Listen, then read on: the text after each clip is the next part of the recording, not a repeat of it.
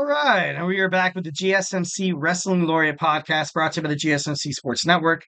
I'm your host, Raquel Rodriguez, here every Monday through Friday, 8 p.m. Pacific Time, 11 p.m. Eastern Time. Here to talk about everything in terms of professional wrestling, all the action inside and out, the backstage news drama. We also talk about superstar injury updates, inactive statuses, contract negotiations, extensions, and new signings from promotions. From WWE to AEW to TNA to Ring of Honor to the GCW to the NWA, Stardom to New Japan Professional Wrestling, who makes major news headlines in the world of professional wrestling. We talk about it here on this show. So, make sure you tune in. It's going to reflect on what we talked about real quick. We had our WWE SmackDown review, and then we talked about a little bit about what could possibly happen on Monday Night Raw. It's happening right now. Can't wait to check it out. Got a spoiler alert from my man, Logan James, saying that we have an awesome main event planned. We got Tiffany Stratton teaming up with Rhea Ripley against Liv Morgan and Raquel Rodriguez. So that should be pretty cool. Can't wait to watch that. All right, so let's go and jump on into some WWE Bad Blood talk. But before we do any of that, once again, hit up that super chat, those super stickers, because you guys are super awesome. Together, we will make this podcast bigger, better, and stronger than ever. We need your guys' support, 1,010%. For us to keep bringing you guys even more awesome sports content. Monday through Friday. We would love you guys to interact first and foremost, 1,010%. We love that you guys have opinions. We love that you feel comfortable enough to share them on air. That's super cool. That's super awesome. Definitely love and respect that about the viewers. So, hit up that super chat. It's the $ below that chat box. And obviously send it in a super chat. Whatever you put down is going to be guaranteed and featured on the show 1,010%. So don't be shy and hit up that super chat, those super stickers, because once again, you guys are super, super duper amazing. And once again, if if that's not your thing, hit up the GSMCpodcast.net, hit up the tips and donations link. Tell me what you like, tell me what you don't like. All positive stuff, hopefully. But of course, criticism is part of the game. Feedback is a gift. So just remember to Superman punch that like a subscribe button to the show, follow the network, and we can have an amazing relationship. All right, let's talk about some WWE Bad Blood. Overall, like I said, it was pretty badass. It was great. It was, especially headed into the PG 13, kind of era here. But I don't know. All right, first match we have right off the bat, we had Bianca Belair, Naomi, also Jade Cargill introduced themselves and also introduced this match, Hell in a Cell. I gotta be honest. I thought it was. I thought they did good. I feel like they did good. This was probably a perfect way to end this rivalry. The way the match was, there was blood shed by both superstars, which was a necessity. A lot of Drew McIntyre matches, even back in his career in independent circuit, he doesn't like to bleed, which is by all means, having that kind of spot, a lot of people negative publicity about, cutting, also, real chair shots or, weaponry to the, could cause lacerations to the face or any part of the body, to be honest. But I think this was the perfect way. That's why if they continue to keep their feud going on Raw or Raw, I wouldn't like it. I would like one of them to go to SmackDown. That'd be pretty cool to kind of have a fresh start. Like I said, on Monday Night Raw, I'm not sure if any of these guys are going to be on it. It would be interesting to kind of see if they were, their future, what they want to talk about, and what promos they're going to hit. But I thought it was kind of cool to see Drew McIntyre busted open for the first time I've watched him. Got to be honest. There was a good amount of violence, to kind of put this rivalry to bed. I thought they were going to bust out thumbtacks. Obviously, didn't really work out. You saw Drew McIntyre bust out the beads, and I was like, oh, God, that's crazy. Which backfired. Obviously, he got hurt for doing that. Usually, that's the spot. Usually when you see tables, come out, if you set it up yourself, or if you put, thumbtacks on the ground or anything, you're designing that spot for you. You know what I mean? So I wasn't really surprised that, he kind of went down under, with that. So I thought that was kind of cool. Now, one thing that I kind of had the bag on, CM Punk did get the win, which was the right thing to do. But I think I have kind of have a bone to pick with WWE is the last couple of Hell in the Cell matches, hasn't really been Attitude Era-esque. They're always just fighting inside the cage, you know what I mean? Which is still pretty damn entertaining and it's cool. But, I'm used to people fighting on top of the cage, or maybe I've just been playing too much WWE 2K or Raw versus SmackDown games when I was younger. To the point where you can fight on top of the cell, throw somebody off, and like throw them through the cell, and it was cool. So obviously very dangerous. So I can imagine why WWE wouldn't want to do that. The cell is man, 25 feet high, I think it is. I think it's 25 or 20. I'm not too sure. Don't quote me on that. But I don't know. It's all in all, it's cool. But I don't know. Maybe it's just me being a selfish attitude era fan, being like, jump out of the cage. Come on. Don't be a wuss. But I don't know. Anyway, so we had Bayley taking on Nia Jax, the referee.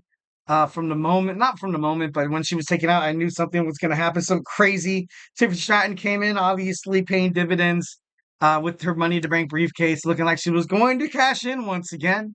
And, didn't really happen. You saw Nia Jax catch her again for the third time. It just makes me question how long is, we're going to keep doing this. Like, you know what I mean? How long is Tiffany Stratton going to be flirting with, cashing in? I think she's kind of flirting with this cash in a little bit too much, hinting at this betrayal too much to the point where it might not, it probably will never come to a shock because it's like, okay, she's the Money in the Bank briefcase holder. So, obviously any angle she takes in terms of how she's going to cash in on Nia Jax, not really much of a surprise, but I don't know, just still having that surprise element is pretty damn cool. But kind of like what my man Logan James said, we have a main event tonight when you're going to have the Money in the Bank winner on Raw, possibly maybe a cash in on Liv Morgan, which would be insane. She would have to stay on Monday Night Raw, which at this point, I don't know. Nia Jackson, her like I mentioned before when I was talking about WWE SmackDown, it's not your traditional like sidekick. Like you know what I mean. She still holds her ground, even when Nia Jax is physically abusing her, mentally abusing her, um, vocally. She's still able. She still looks at Nia Jax. She's like, fine, keep talking, keep talking. Then I would say one word, but I can't on air. But I think it's gonna be whatever happens. I feel like WWE is doing this women's Money in the Bank thing, right? Obviously, Nia Jax retaining the championship. Poor Bayley once again gets screwed out. Well, not screwed out. Obviously there has to be a little bit of you got to muddy the waters a little bit here. You know, all right, so then we had Damian Priest take on Finn Balor. I gotta be honest, Priest got the win, which I knew he was going to. Finn Balor, I think he looks weak. I think WWE's doing a terrible job with his character. He doesn't look like he can hold a WWE Singles Championship. Like even if he was the Intercontinental Champion, he would look weak. If he was a WWE Champion, he would look weak. And because of that, his tag team with JD McDonough, their title reign looks weak. So I'm not too exactly sure what WWE's trying to do with Finn. He came out with a new look. Kind of his theme song was different, maybe hinting at a potential leaving Judgment Day, which wouldn't be, a giant shock. But I don't know, it's not really to my liking. It was a good match, but then in the news media you find out Damian Priest and Finn Balor both feel like this isn't over. So it's going to be interesting to find out how WWE makes new, innovative, ideas or match types or something like that to kind of keep people, on the phone in terms of, when is this going to end? Is Damian Priest going to develop a crew to take on the Judgment Day at War Games? So I don't know, should be pretty crazy. All right, just kind of briefly kind of go over it. We had a Triple H announced that the titles aren't going to be up for grabs at Crown Jewel. There's going to be champion versus champion, the women's and the men's. But they're going to get a shiny new belt, which is cool, I guess. Uh, you saw Gunther come out to talk about it with Triple H. Then Bill Goldberg not interrupted, but he was forced out of the stands once again, flirting with the idea that Bill Goldberg's going to return to WWE and challenge Gunther for the WWE World Heavyweight Championship, which all in all is not really my cup of tea. But let's talk about this match. We had the WWE Women's World Heavyweight Championship match between Liv Morgan and Rhea Ripley with Dominic Mysterio hanging in a shark cage. I thought it was kind of crazy. Usually the shark cage is hung up above the ring. It wasn't this time, which is was kind of different. Um, the shark cage. Also, it was it was for Raquel Rodriguez to return. All in all, it was a thumbs up. It was kind of great to see her come back to WWE. But the way she kind of did it was a little awkward, and I'm not sure if that makes any sense. But, did you see her come out to fight Rhea? Definitely hinting at a future feud between those two ladies. But I don't know, it just didn't seem like it didn't like hit as much.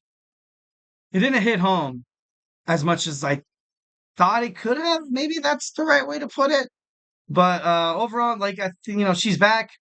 Liv Morgan had to retain the championship. So she won. She defeated Rhea Ripley twice. Rhea Ripley doesn't have any more chances. So it's going to be interesting to find out who steps up next to challenge Liv Morgan. But I don't know. I thought it was pretty crazy. That was pretty cool.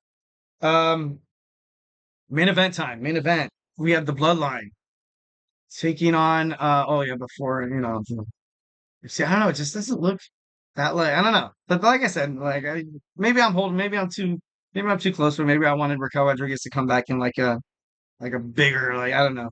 I don't know. But anyways, so we had the Bloodline taking on Cody Rhodes and the OTC Roman Reigns.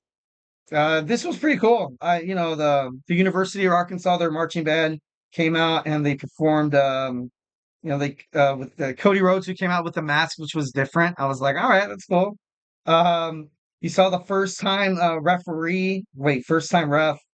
They brought up, hold on. First time they brought up, oh no, it's kind of crazy. They brought up the John Cena win about the whole Solo Sokoa thing, which didn't really make sense to me because I was like, more or less bringing that up, I think causes a little bit more, scrutiny and negativity towards Solo Sokoa's name than actually solidifies it or, causes it glory and stuff. But all in all, I thought it was a good match. It was a great match. A lot of tag team, a lot of people, thinking that Roman Reigns was going to stab someone in the back. Obviously, you saw Tamatonga Tangaloa get involved. Then Jimmy Uso returned. And once when he thought it couldn't get any better, then The Rock, the final boss, is back in WWE. Came out, looked at Rhodes, looked at Roman Reigns with just kind of like disgust. Like, you know what I mean? Like, he was like, these two clowns, that's why he was never the tribal chief. And that's why I'm going to take this guy's WWE Undisputed Championship away from him.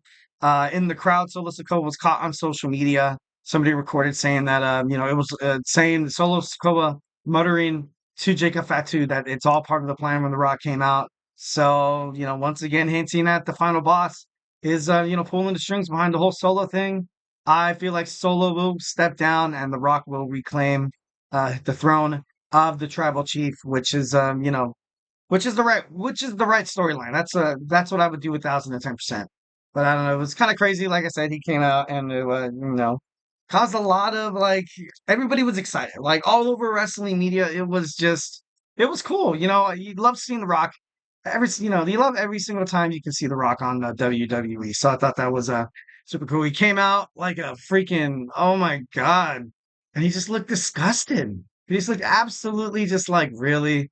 Is this what the bloodline has come to? Once again, The Rock has to come, clean up other people's messes, these jabronis or something. Just kidding, though. But I don't know. Maybe he could have said that. Maybe he could have said that. All right, guys, don't go anywhere. We're going to talk about our fourth segment, what happened after WWE Bad Blood went off the air. We're going to talk about Kevin Owens' attack on Cody Rhodes and the potential, well, not really a potential heel turn, because I'm pretty sure that's what WWE's kind of, making serious with this whole attack thing. But we're going to dive deeper into it when we come back. So, hey, do not go anywhere.